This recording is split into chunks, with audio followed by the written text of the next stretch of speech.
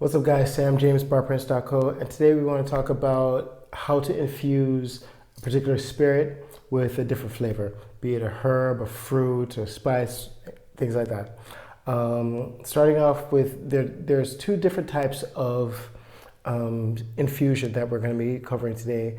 First of which being maceration, which is basically very similar to what you see right here, where we have some vodka in a crew bottle. If you're not familiar with crew bottles, stay to the end of the video and check out the video we did on the crew bottle and how they're helping to clean up the ocean. Very cool stuff they're doing over there at Crew Bottle Company. Excuse me. But this is maceration. We essentially have some sliced fruit in here with the vodka, and we're letting it sit and letting the alcohol break down the fruit and extracting the flavors out of it. This is going to sit for, on a minimum with maceration, I would say probably about 12 hours to really get some good flavor out of it. But the longer you have something sitting, the more flavor you're going to get, and overall, the better quality infused spirit that you're going to have. Next one we're going to talk about is using pressure. That's why we have this cream right here. We're going to make a basil infused gin.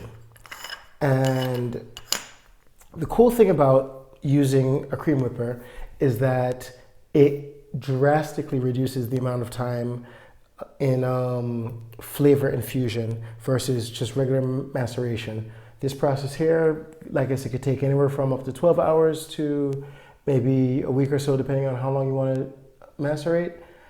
Using the cream whipper, you can break that time down into literally about 2 to 5 minutes. And we're going to show you how to do that right now. First of all, just make sure that you have your N2O capsules. These are the same capsules that you use for whipped cream. As you can see, the canister is the same as a whipped cream canister. We use N2O, not CO2. N2O is a denser gas than CO2. Instead of trying to carbonate the contents, which is something we'll cover in another video, you really want to have the amount of pressure inside so heavy and so tight that it presses the flavors together in the shortest amount of time. So we're gonna go ahead and do that. First of all, I'm gonna add some gin.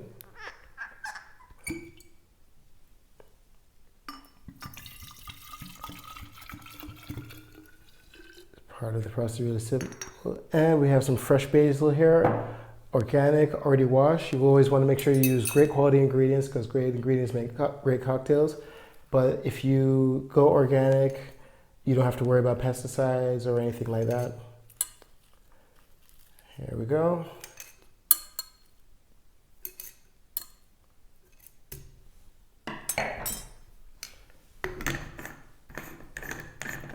Cover it up, make sure that's nice and tight, not too tight, so that when the pressure is on, it's still easy to remove when you're finished.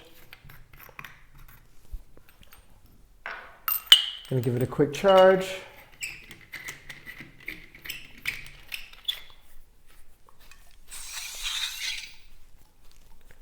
That's the first one. Shake it around for a little bit.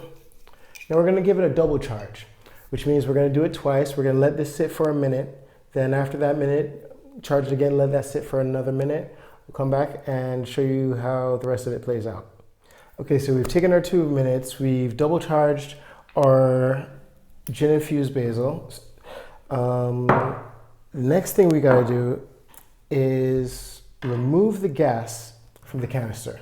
We wanna do this a little bit carefully.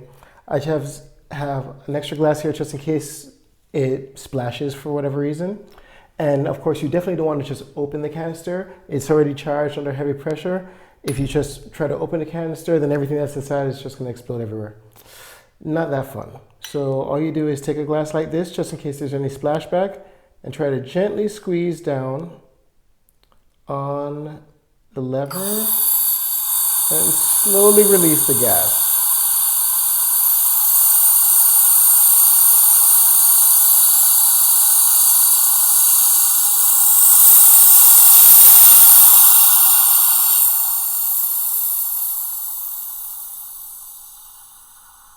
Okay, that should just about do it.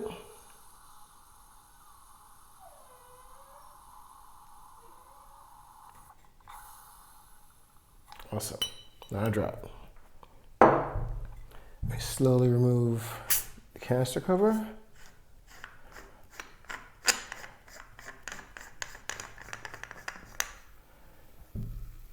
And then we just simply strain out our gin.